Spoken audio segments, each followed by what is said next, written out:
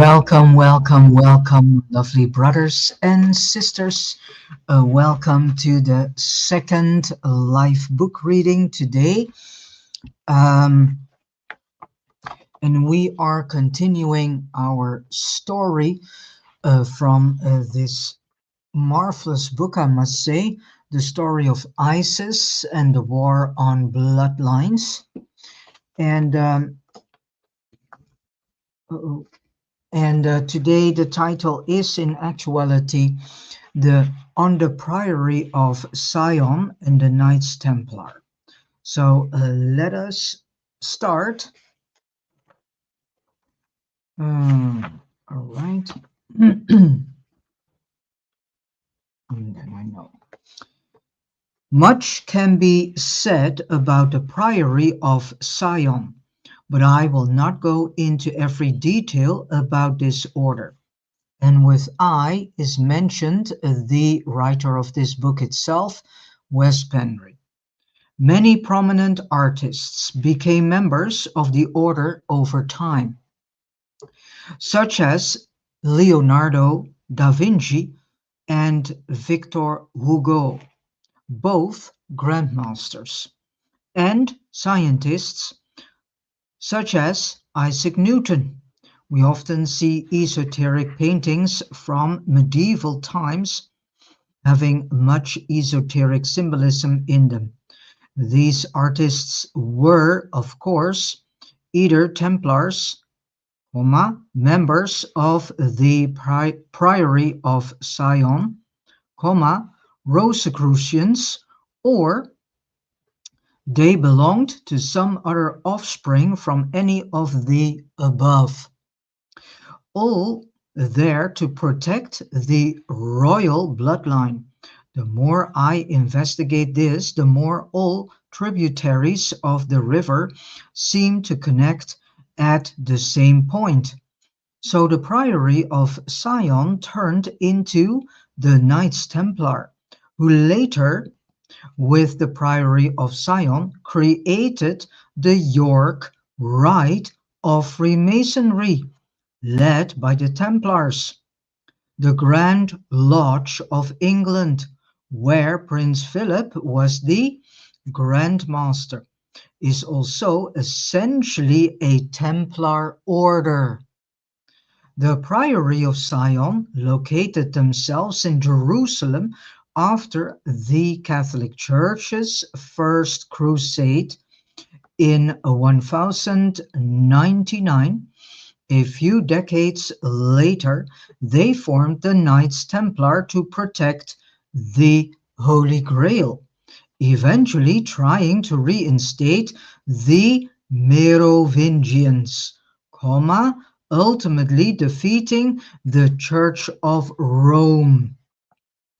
So not all Templars turned against the Church after the excavation of Solomon's temple between 1119 and 1128.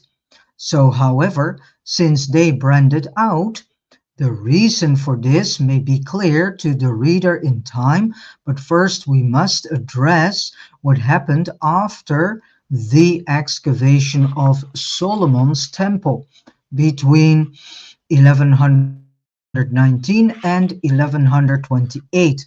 So, around 1118, a French knight named um, Hugues the Payens created a military order along with 8 relatives and acquaintances, calling it the Poor Fellow Soldiers of Christ and the Temple of Solomon, later known simply as the Knights Templar. The order quickly grew as new members were recruited and became the front for the Priory of Sion, which is an order, probably going back as far as Old Babylon and Mesopotamia. Perhaps this order was first established by Enki as Osiris when he and Isis created their particular bloodline, and their purpose was to protect it. The following is from a website called the Templar Knight. So, of it, other accounts linking the Templars to the Holy Grail view it as secret knowledge hidden in Jerusalem that gave the Templars huge power over the church and accounts for their sudden increase in wealth. It goes something like this. 1. The Templars were Gnostics, influenced by an early form of Christianity that sought to liberate the soul through a true understanding of the divine, and did not recognize the earthly priesthood of the Roman Church. 2. The 9 knights who founded the order deliberately based themselves in what had been the Al-Aqsa Mosque under Muslim control, but was in fact the site of the Temple of Solomon, having obtained permission from Baldwin, the Crusader ruler of the city, to take over the building. They began ferociously digging underneath it. And then 3, they found something that allowed them to go to Rome and extract concessions from the papacy. This might have been a gospel written by Jesus himself. It may have been the Ark of the Covenant. Yes, the Templars were Gnostics, or at least a branch of them were. Therefore, I believe they found Gnostic texts underneath Solomon's temple during the excavations, and because a branch of the Templars became followers of the Mother Goddess religion, I would suspect it was the Nag Hammadi texts, which they later, during the Inquisition of the Templar Order by the Catholic Church in the early 14th century, hid together with other Templar treasures. Knights might have sailed to Egypt and dug these texts down in Nag Hammadi, only to be found in 1945. The discovery of the Nag Hammadi texts, which introduces the Mother Goddess into the overall divine story of the universe, and most likely other artifacts referring to the divine feminine, contributed to the Knights' conversion to Mother Goddess worship. Yes, sadly, it seems they went into worship, because in actuality, the Mother Goddess does not like to be worshipped. Not all Templars changed their religious beliefs, however, the branch did took advantage of the situation and could extract concessions from the papacy, and they got wealthy, also going into banking, lending out money to a high interest. Soon they became the wealthiest organization on earth, safe from the Catholic Church itself. So in actuality, you can say the Catholic Church is the second wealthiest organization. Although the Church of Rome was most likely aware of the divine feminine, they held it secret to instead promote a masculine god, and it was not meant to happen for the Templars to find the truth under the temple.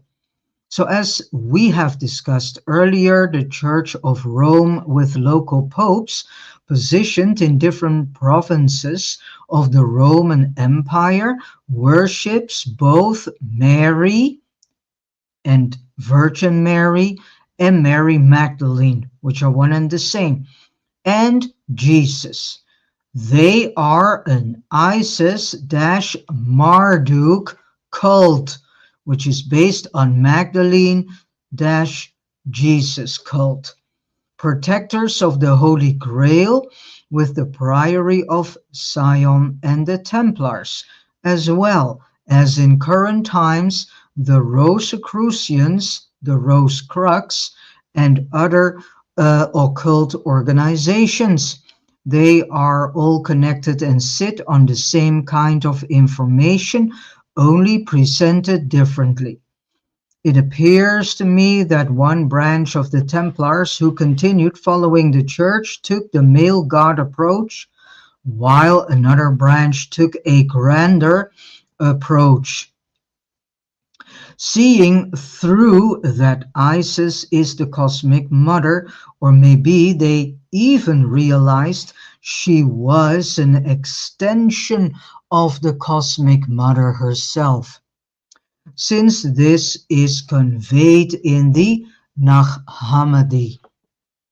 The latter branch understood the differences, and also that the Church knew about it, kept it secret, making sure they acknowledged Enki as God and not the Queen of the Stars, Sophia. When I mentioned that the Templars also might have found something else underneath the temple, it could have been evidence of the much purer Ninurta and Isis bloodline. Isis, hermaphroditic creation of the redheads. They understood that this was the bloodline that deserved to be protected, not the Marduk Isis Ninurta lineage that the Church focused on. It has been much talk about that the Templars found a genealogy chart of Jesus' bloodline all the way to King David, and perhaps they did, but the real Graal is the connection to the true Mother Goddess through Isis and Ninurta. If such a discovery happened, which seems likely, taking into consideration what we soon are going to discuss. The Mother Goddess worshippers among the Templars did not actively try to destroy the Catholic Church, but they worked slowly behind the scenes.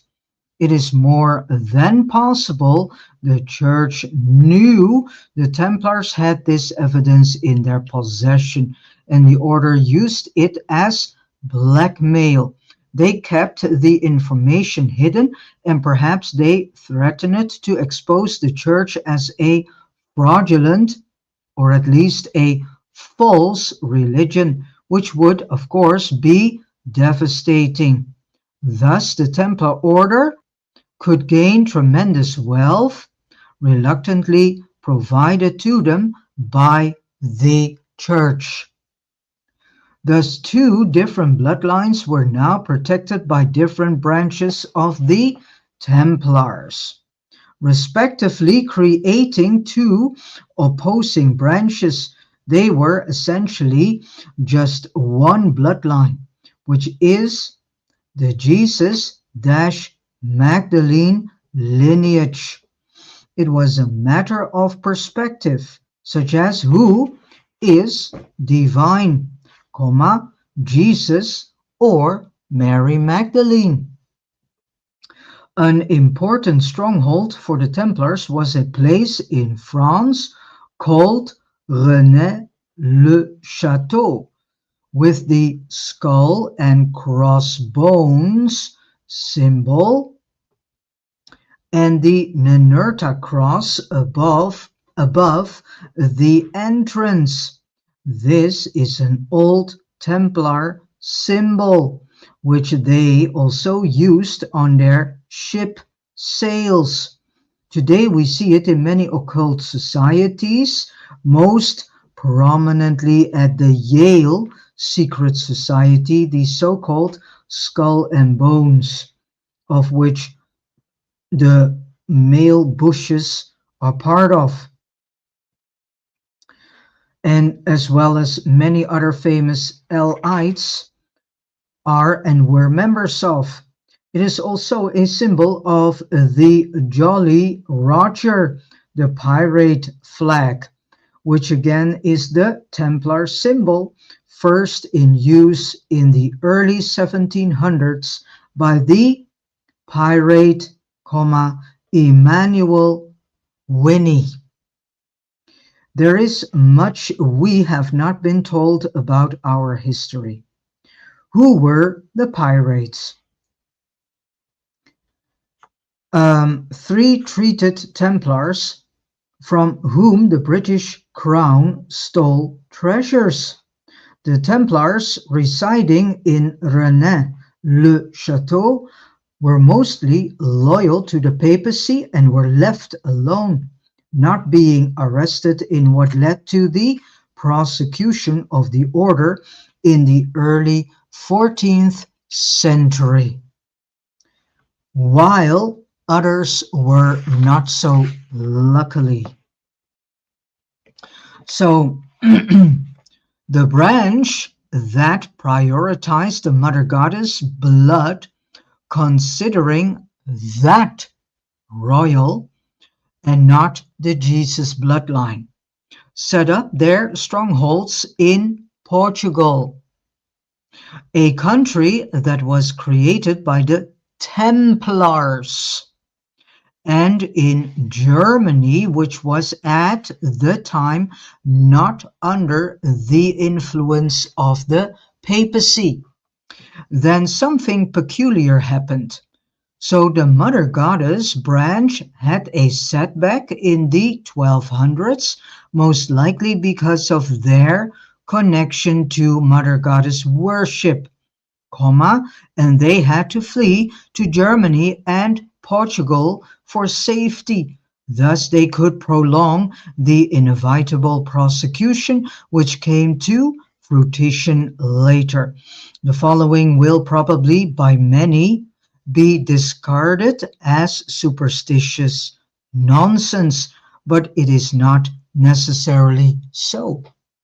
The German knights on more than one occasion saw an apparition appear before them, and this apparition spoke to them.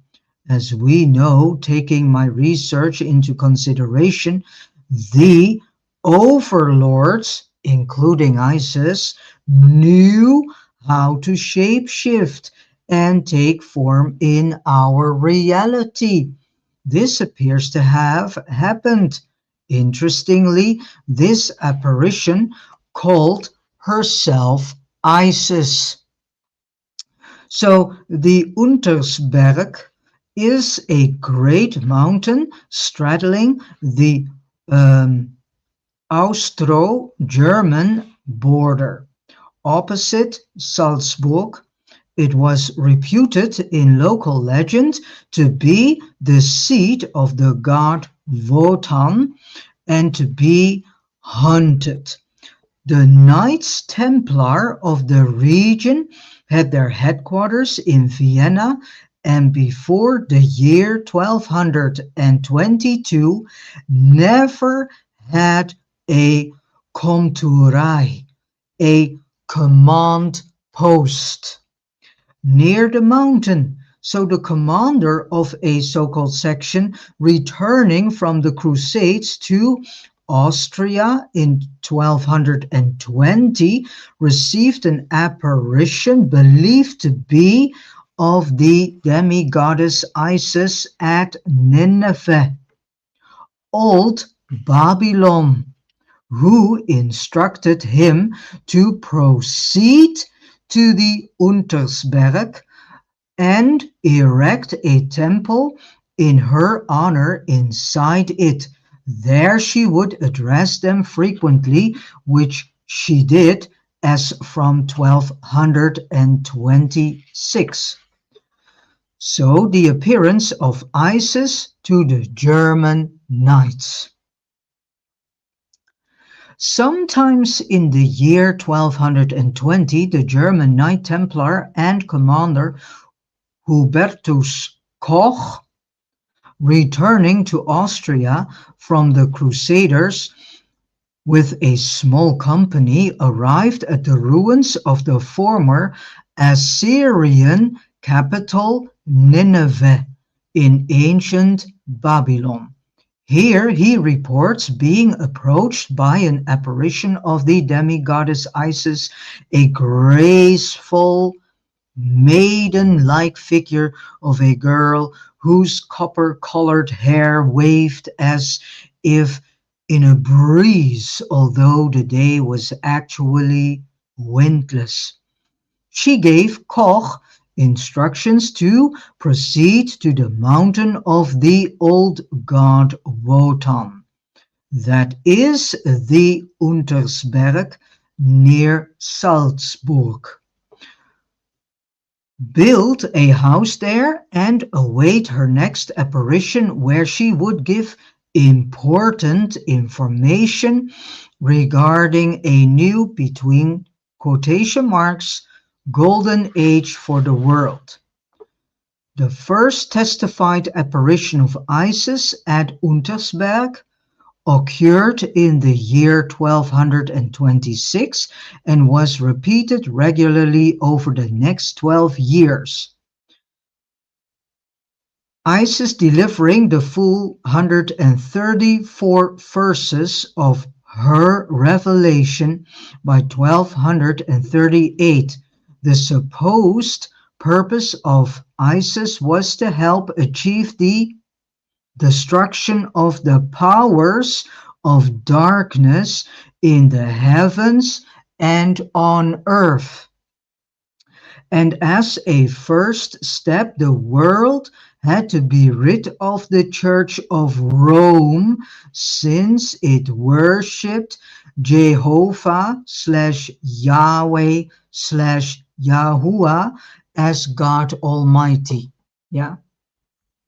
The underlying basis of the Isis revelation is the Marcionite heresy of the 2nd century AD. It denies that the Hebrew God of the Old Testament, always referred to in the Revelation as El Shaddai, was God of the New Testament.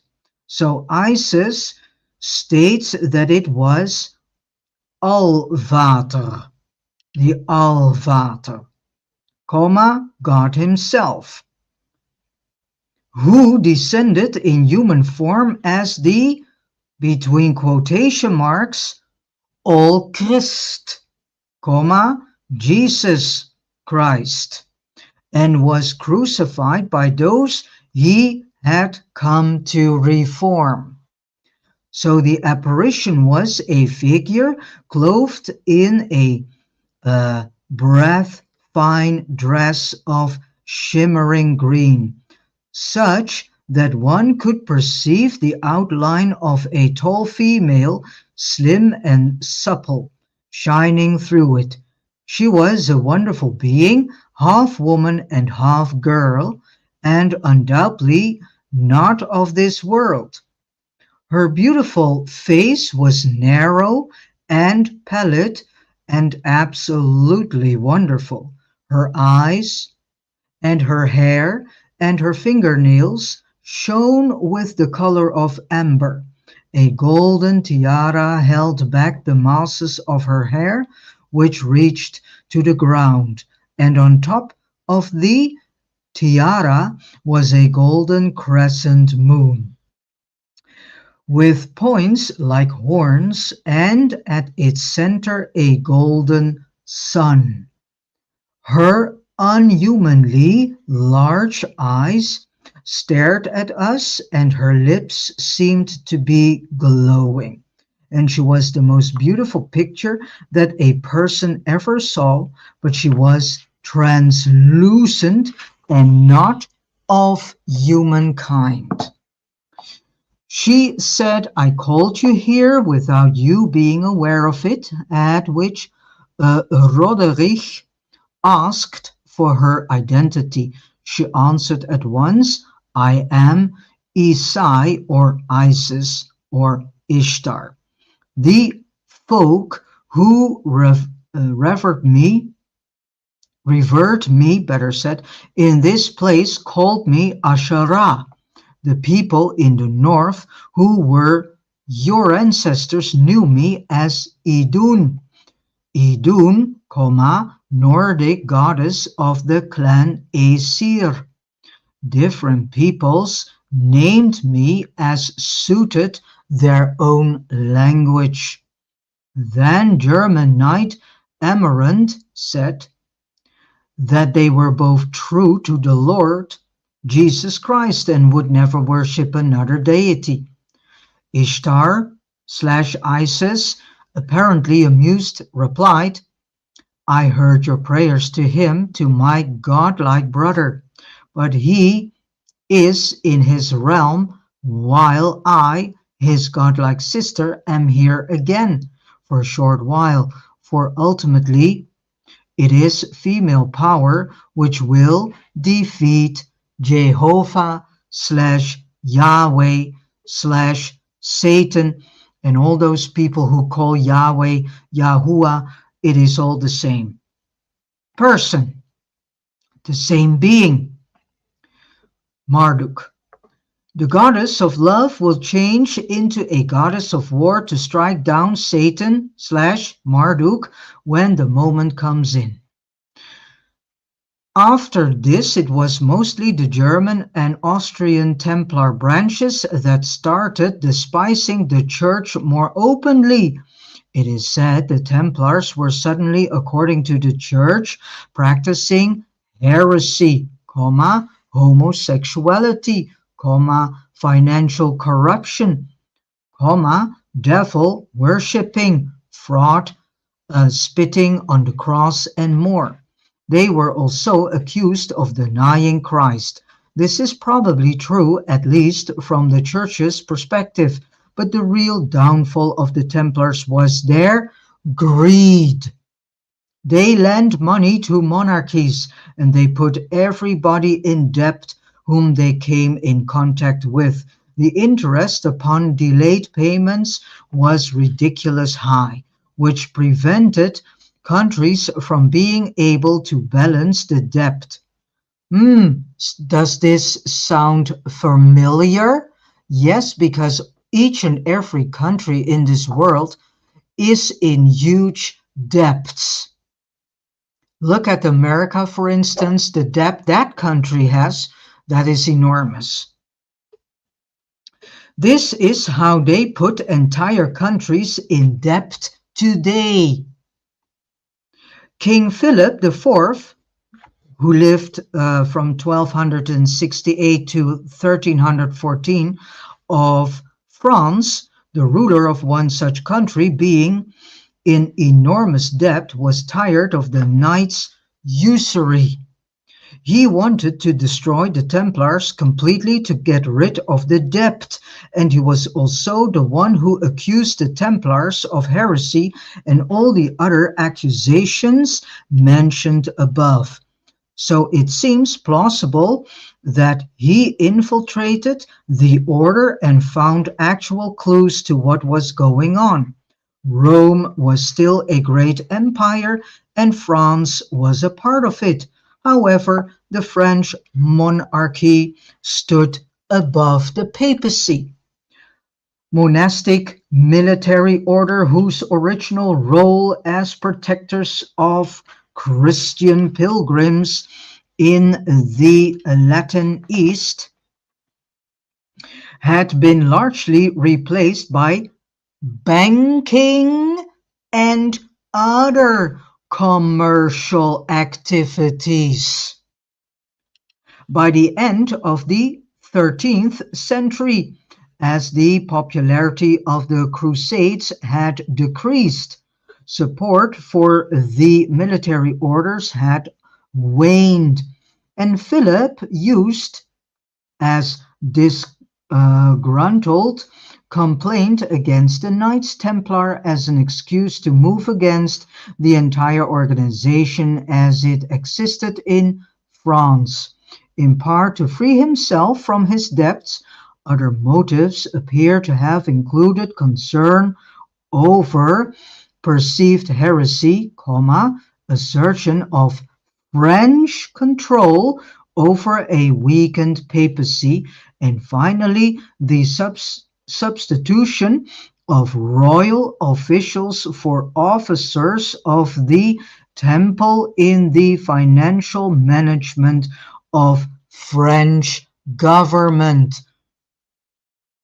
Recent studies emphasize the political and religious motivations of Philip the Fair and his ministers, especially Guillaume de Nogaret.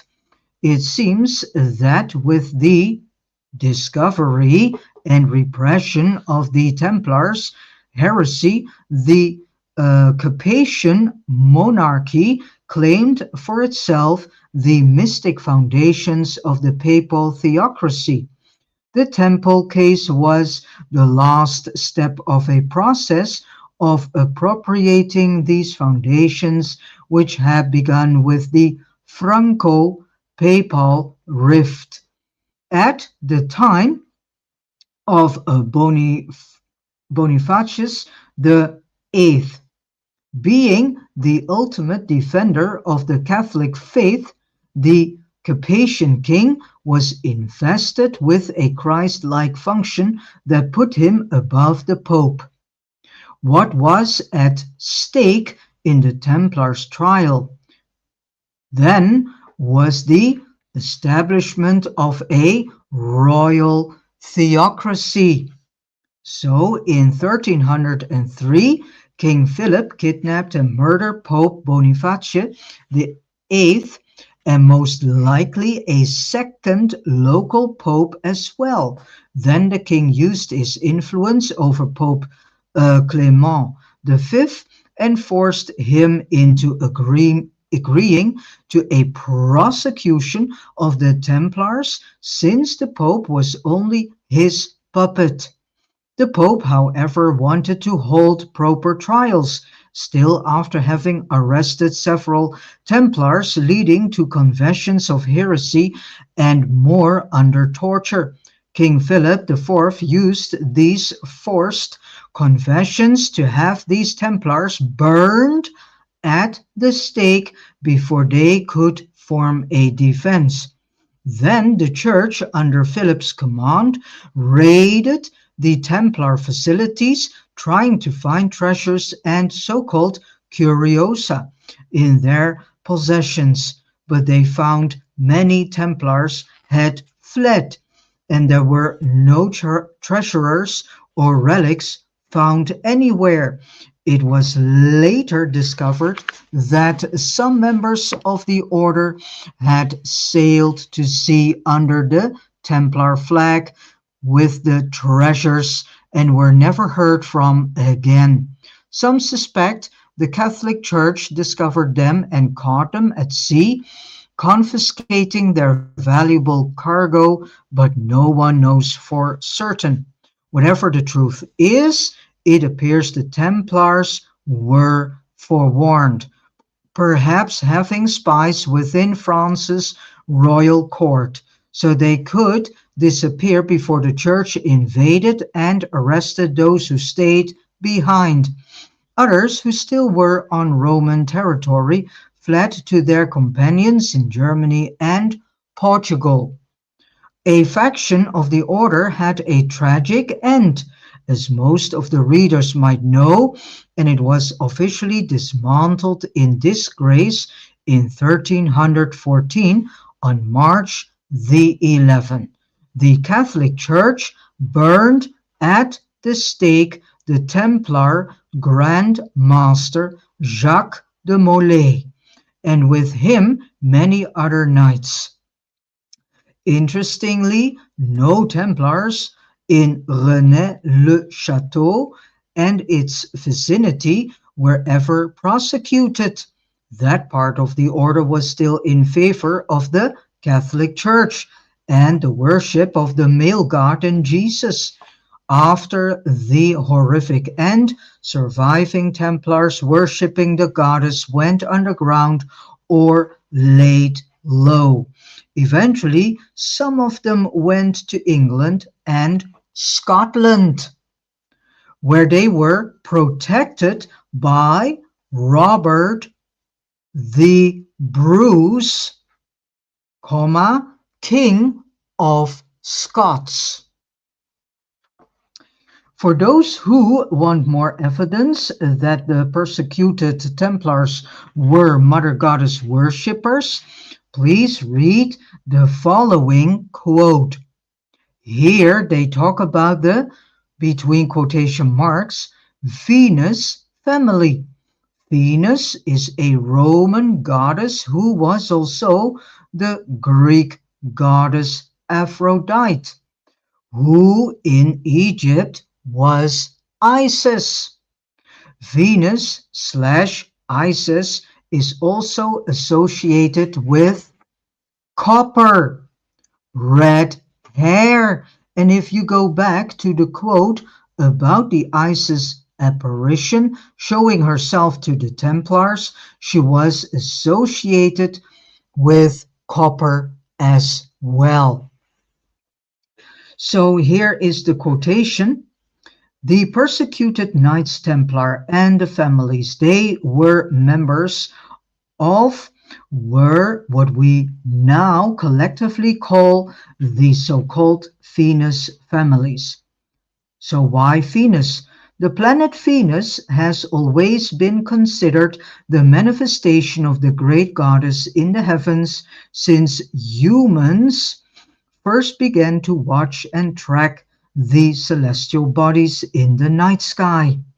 Venus is the third brightest body after the sun and the moon, and moves in ways that makes patterns such as the five-pointed star or pentagram if tracked over its 8-year cycle, a symbol long associated with goddess ideology.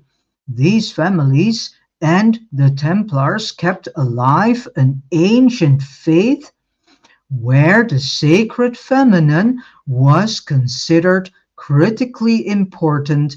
At the very least, she was an equal to the male god and maybe even paramount.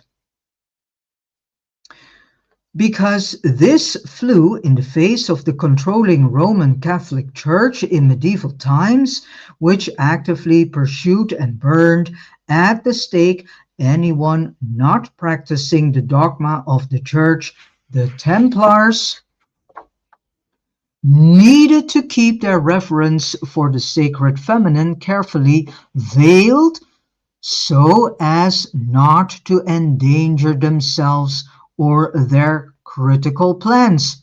In fact, we find that there is reason to believe the Templars and associated families had a covenant with the great goddess that had to do with helping them finding a new safe place to live, bring their treasures, their families, and worship as they wished.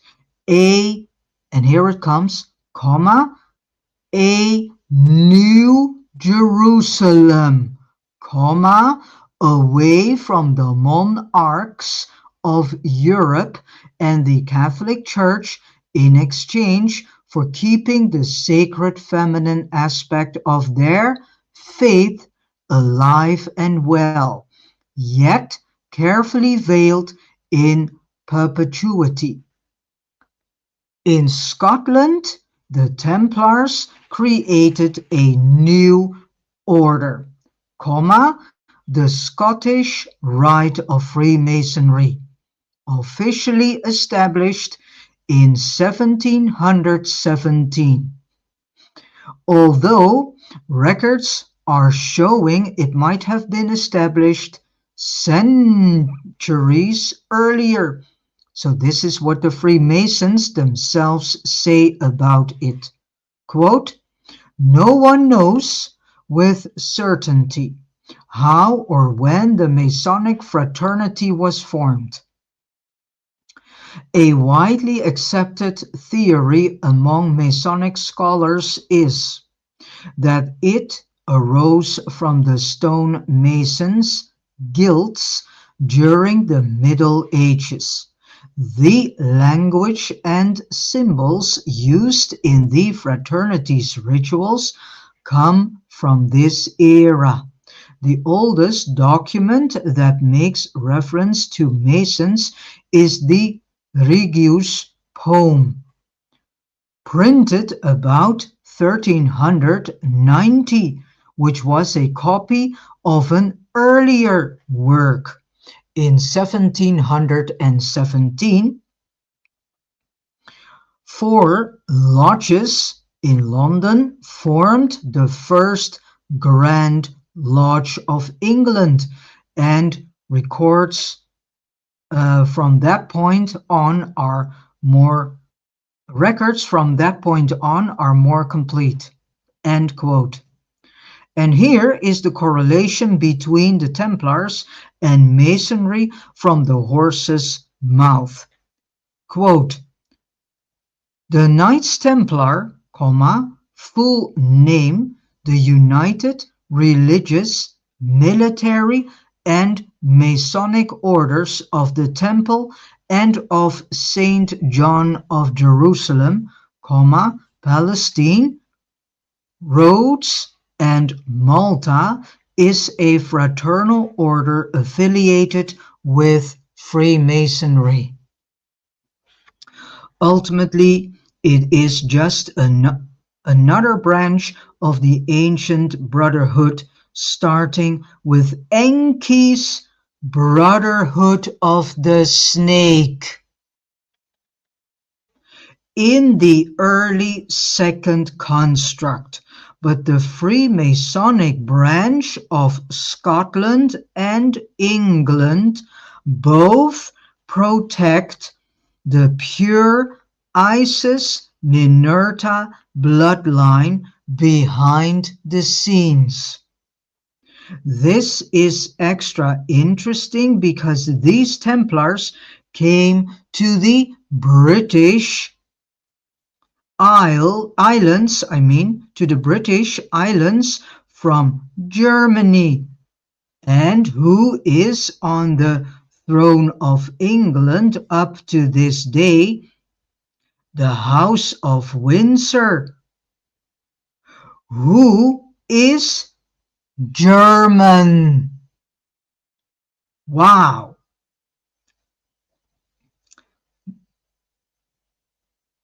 Um, This is extra interesting because these Templars came to the British Islands from Germany. And who is on the throne of England up to this day? The House of Windsor, who is German. Then Westbury writes here, my Orion source told me that the late Queen Elizabeth thought she was Sophia's representative on earth with her divine right to rule, which he said is utterly false.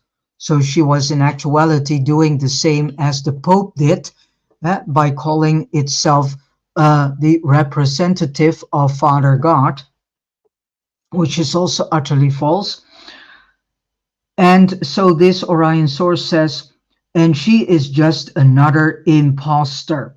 He further claimed she is not even royal, having no more royal blood than the regular human. Back then, I did not understand what he meant, but now I do, and it will be more obvious later in this book. The name Elizabeth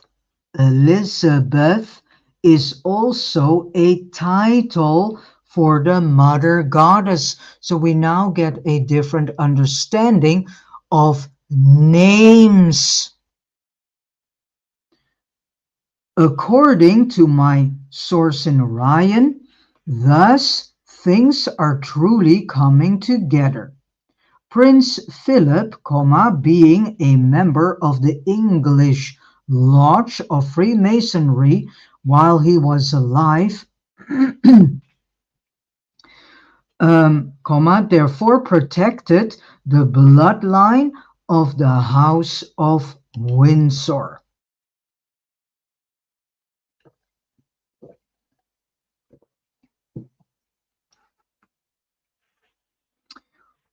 Although Elizabeth II was little more than a commoner in this sense, Prince William and Prince Harry have more royal blood, so I guess Prince Philip protecting the Holy Grail was justified after all. More about this as well when we come to the chapter about the House of Windsor. The supposed Templar Baphomet connection. Although the God of the Old Testament said we humans should not worship idols, the Catholic Church is famous for worshiping them, but so was the Templar Order. Many alternative researchers, particularly those who specialize in the Illuminati and the Elite bloodlines, often discuss the Baphomet, an idol Satanists often worship and who is also mentioned in the 20th century magician Aleister Crowley's teachings.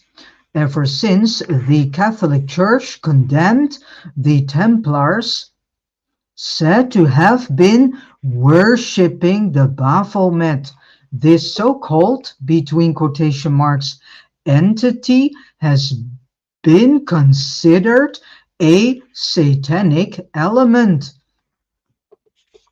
Those who have done research on occult history have most likely come across the Baphomet, allegedly originating with the Knights Templar. The most common picture we have of this figure is the drawing of the occultist, Eliphas Levi from the mid-19th century. Wikipedia says, quote, Peter Partner states in his 1987 book, The Knights Templar and Their Myth, in the trial of the Templars, one of their main charges was their supposed worship of a heathen idol head known as a Baphomet. Baphomet is Mahomet. Mahomet denotes the feminine. Ma is mother. It is important to realize that Levi's depiction of the Baphomet has nothing to do with the Templar version. They are two separate things, except that Levi borrowed the name and idea from the Templars. So, what idol, if any, did the Templars worship?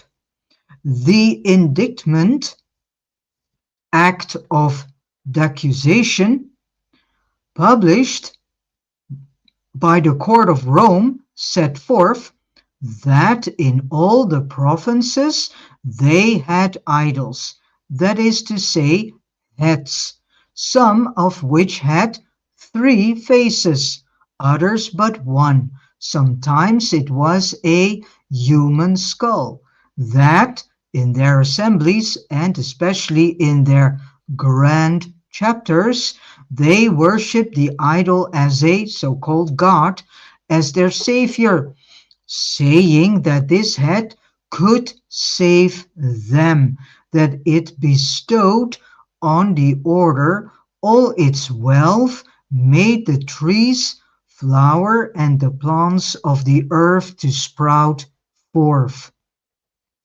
So now let's go back to Wikipedia. The description of the object changed from confession to confession. Some Templars denied any knowledge of it, while others confessed under torture, described it as being either a severed head, a cat, or a head with 3 faces. The Templars did possess several silver gilt heads as reliquaries, including one marked Caput Evium, another said to be Saint Euphemia, and possibly the actual head of Hughes the Payens. The claims of an idol named Baphomet were unique to the Inquisition of the Templars. Karen Rawls, writer of the Knights Templar Encyclopedia, argues that it is significant that no specific evidence of Baphomet appears in either the Templar rule or in other medieval period Templar documents, taking into consideration that the information about the Templars worshipping heads come out under torture. We must take this information with many pinches of salt. People confess to anything under torture, which is then held against them. That is the sad story of humankind.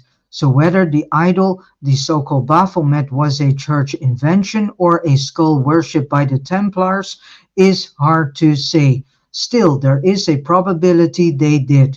They were, after all, an occult order with secret levels of initiation, and we know for a fact that Freemasonry and other secret societies use idols in their rituals and initiation processes. There are references to this.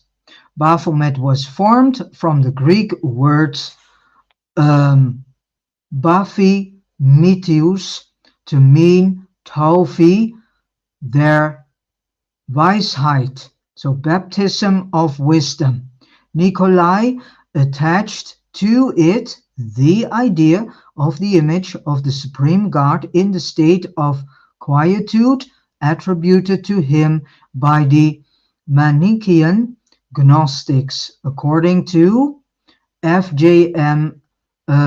Renoir, and supposed that the Templars had a secret doctrine and initiations of several grades, which the Saracens had communicated to them. He further connected the Figura Baphometi with the um, Pyth- uh,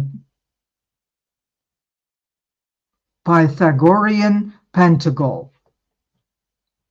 The Templars were Gnostic, and the Greek translation of Baphomet gives us a reference to wisdom, which is the main Gnostic trait of the spiritual aeon pistis sophia. And moreover,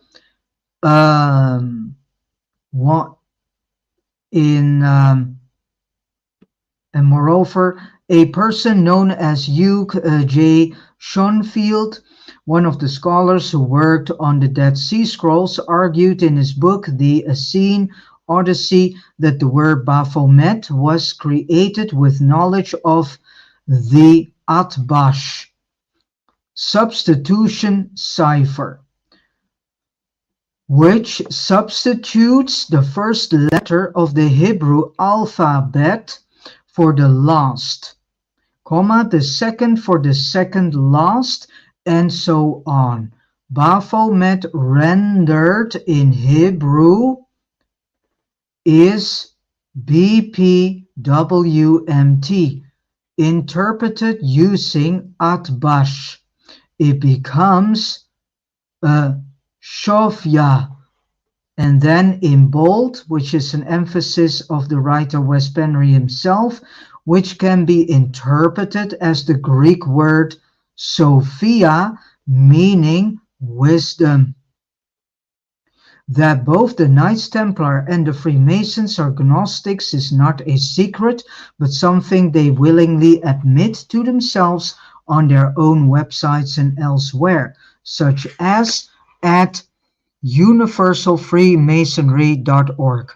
Adopting to Gnosticism originates from the Knights Templar, who merged into one larger organization called Freemasonry.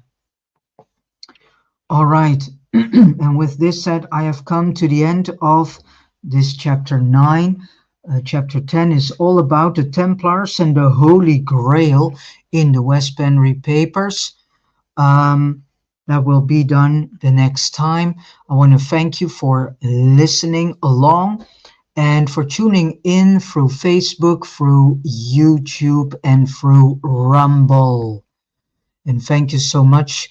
I wish you all a beautiful day filled with a lot of love and joy and wisdom and truth and revelations, all coming from your own spirit. And let us listen as last to a wonderful piece of music, which is titled Unbreakable and is coming from Ben Sound. I see you next time. And today I will probably do another last book reading. That's number 3. But this one is all about the living library. This planet is a living library, and we humans are destroying our own living library by believing a psychopathic, malignant, narcissistic fantasy of Enki and Marduk, and also terraforming this planet into their fantasy. All right, See you next time. See you later on the day. And here comes the music.